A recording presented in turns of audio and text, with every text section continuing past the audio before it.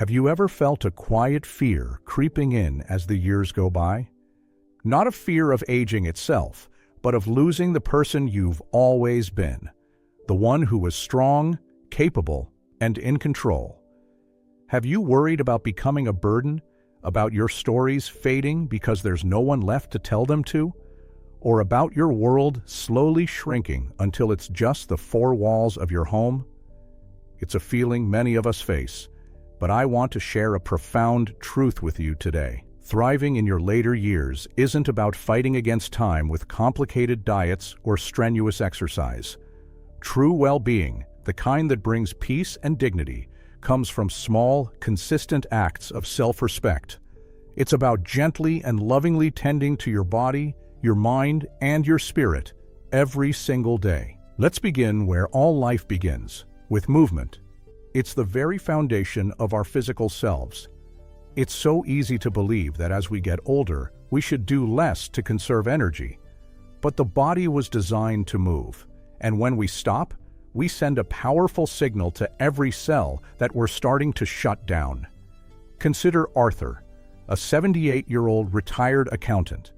After his wife passed, staying in his armchair felt like a refuge, but soon his knees grew stiff, and a simple walk to the mailbox left him breathless. He started missing the little things, the feeling of a gentle breeze, the casual nod to a neighbor, the simple confidence of knowing his body could carry him where he wanted to go. The real loss wasn't just physical.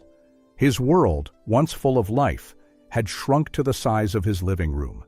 He felt old because his spirit had stopped moving along with his body. Now think about Betty, who is 81. She has arthritis in her hands and a hip that complains on rainy days. But every morning, she puts on her shoes and takes a slow, deliberate walk to the corner and back. She calls it washing her brain with fresh air. That simple 10-minute walk does more than keep her joints from seizing up. It pumps fresh, oxygenated blood to her brain, helping her think more clearly. It tells her body, we're still in this together, and it gives her the confidence to face the day on her own terms. If you feel like Arthur, please know it's not too late. Here is a gentle invitation. While your morning coffee is brewing, stand up and sit down in your kitchen chair 5 times, holding onto the counter for support. Or, if you're seated, try some simple chair exercises.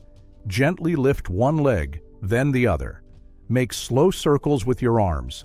It's not about intensity. It's about the quiet intention to reawaken your body, one gentle movement at a time. And once we've honored our body with movement, we must consider how we fuel it. As we age, our digestion can become more sensitive. It's easy to fall into a pattern of eating what's convenient, not what's nourishing, creating a kind of quiet chaos inside us. Take Frank, for instance. He's 80 and lives alone. Cooking feels like a chore, so he relies on processed snacks and canned soup. His body is constantly working overtime to digest foods that offer little back. He feels bloated, foggy, and his energy crashes every afternoon. He mistakes this for a normal part of getting older, but it's his body sending signals of distress that he no longer knows how to read. This internal noise makes it hard to feel at peace. In contrast, there's Carol, who is 84. Her secret isn't a fancy diet. It's a commitment to simplicity and peace. She eats oatmeal, a simple sandwich, and a small portion of roasted chicken with vegetables.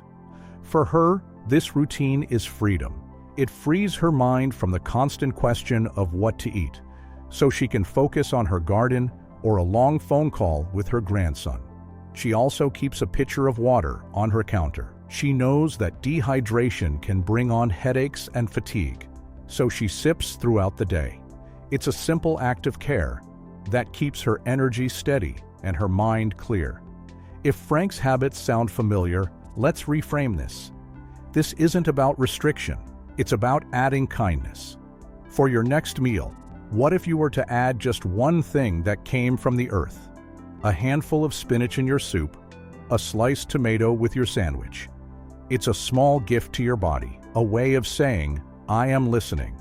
It's about choosing foods that create calm, not chaos. But all the good food in the world can't help us if we don't give our bodies the profound gift of rest. So many older adults struggle with sleep. We lie awake, minds racing, and believe that this is just how it is now. Susan, 76, would stay up late watching the news, absorbing the world's anxieties right before bed. She'd doze in her chair, then wake up several times a night, feeling as if she'd run a race. She was perpetually tired and out of sync with the world, her patience worn thin. Poor sleep was stealing her joy. Then there's George, 79. He calls sleep his nightly repair crew.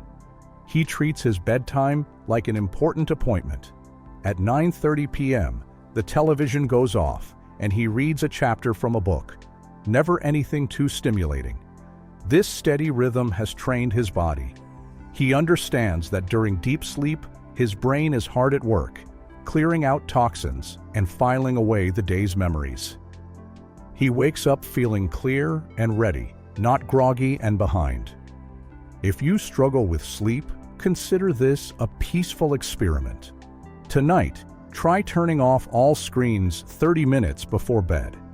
The blue light from those screens actively tricks your brain into thinking it's still daytime. Instead, sit in a quiet space. Listen to soft music. You are creating a gentle runway for sleep, signaling to your body and mind that the day is done and it is safe to rest and repair.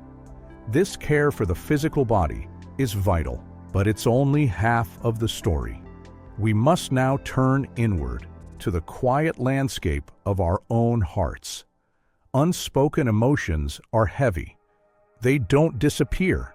They often settle in our bodies as unexplained aches, fatigue, or a constant low hum of anxiety. Margaret, at 82, wears a brave face like armor.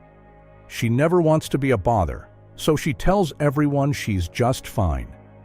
But behind that mask is a deep fear that her real feelings, her loneliness, her grief for friends who are gone, would be a burden to her busy family. The effort of holding that mask in place is utterly exhausting. She is carrying the unspoken weight of her heart every single day. David, who is 85, takes a different approach. Every morning, in a small notebook, he answers the question, "How am I really feeling today?" It's a conversation with himself. Some days he writes about gratitude for the sun on his face. Other days, he writes about missing his wife. By putting the feeling on paper, he lets it go. It's no longer a weight he has to carry alone. It keeps his heart from growing hard and closed off. If this message is resonating with you so far, I would be honored if you would take a moment to tap the like button. It's a simple gesture, but it tells the world that this conversation matters, and it helps other seniors who might need to hear this find their way here too. Thank you for that. Now, this inner dignity we cultivate should be reflected in how we meet the world. This brings us to the quiet power of the daily ritual of grooming. Robert, 77, retired and decided it didn't matter what he wore. But it's not just that he feels invisible to others. He starts to believe it himself. The man in the mirror looks like a stranger he doesn't respect, and that feeling seeps into every interaction. He speaks more quietly. He has started to fade, not to others, but to himself. Then there's Eleanor, who is 88. Her movements are slow, but every morning she carefully puts on a clean blouse and her favorite pearl earrings. Those earrings were a gift from her late husband, and putting them on is a small ritual that connects her to a lifetime of love. It's her way of suiting up for the day, a declaration of self-respect. People respond to it.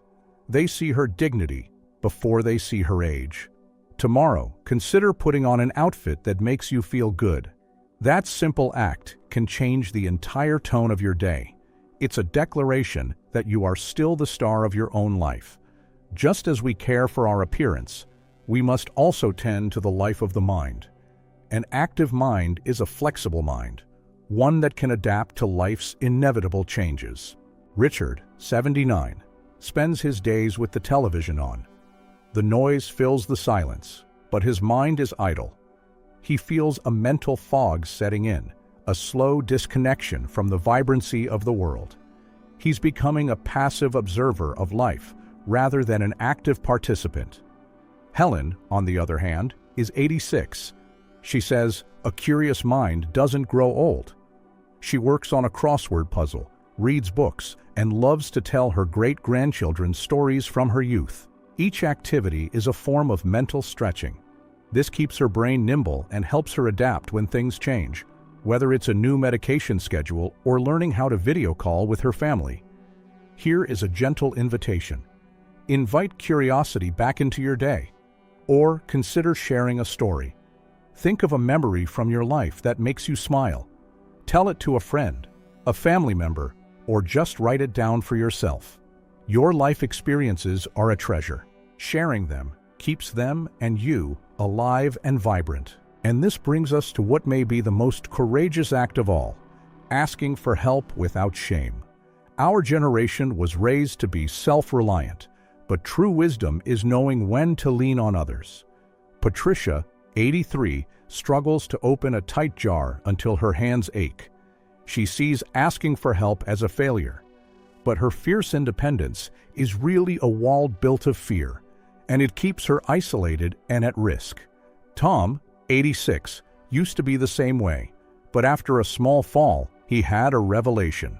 He realized he wasn't losing his independence by asking for help. He was strategically investing it. He now asks his neighbor to help with heavy yard work. In return, he shares vegetables from his garden. Their weekly exchange has blossomed into a genuine friendship. He spent a little bit of pride, and in return, he gained safety, energy, and a new connection. Asking for help is not a sign of failure. It is a sign of profound strength. It says, I value my well-being enough to build a team around me. I leave you with this thought. These are not chores on a checklist. This is the sacred work of honoring a life, your life. Every gentle walk, every nourishing meal, every time you reach out for help is a profound statement. It says, I am still here, I have value, and I am worthy of my own loving attention. By caring for yourself with such tenderness, you are also giving a beautiful gift to the next generation. You are teaching them how to live and how to age with grace. That is the ultimate act of strength, not just to age, but to age with reverence. Thank you for sharing this time with me. I would be so grateful to hear your stories in the comments below. You matter more than you know.